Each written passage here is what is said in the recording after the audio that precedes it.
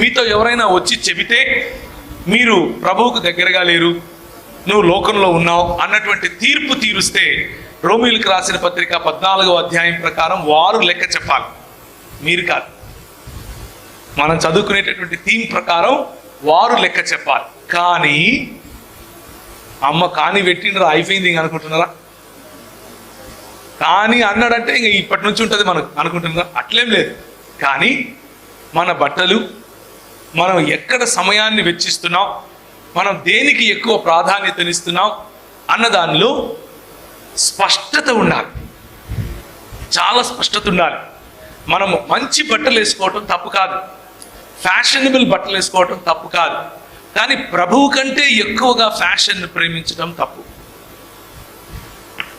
మనం మన పిల్లలను ప్రేమించడం తప్పు కాదు, మనం మన చదువును ప్రేమించడం తప్పు కాదు, మనం అందంగా కనబడటం తప్పు కాదు, మనం అలంకరించుకోవటం తప్పు కాదు, మనం చక్కటి భర్త కోసం ప్రార్థించటం తప్పు కాదు.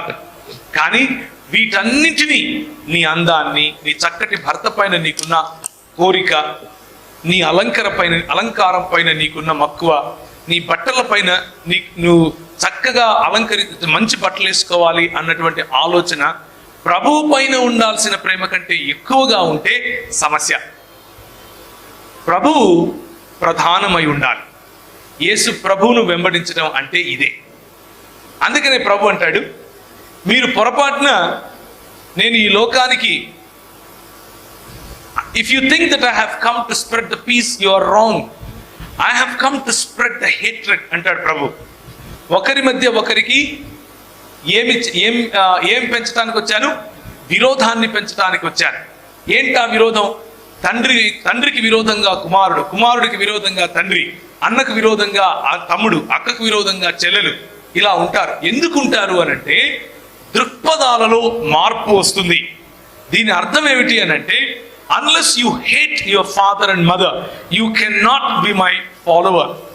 మీరు నా నామమును బట్టి మిమ్మును మీరు త్యజించుకోకపోతే, మీ సంబంధాలను త్యజించుకోకపోతే, మీ తల్లిదండ్రుల కంటే ఎక్కువగా నన్ను ప్రేమించకపోతే, మీ బంధుమిత్రుల కంటే ఎక్కువగా నన్ను ప్రేమించకపోతే మీరు నాకు సరితూగరు, మీరు నా రాజ్యమునకు సరిపోరు అని ప్రభు చెప్తున్నాడు.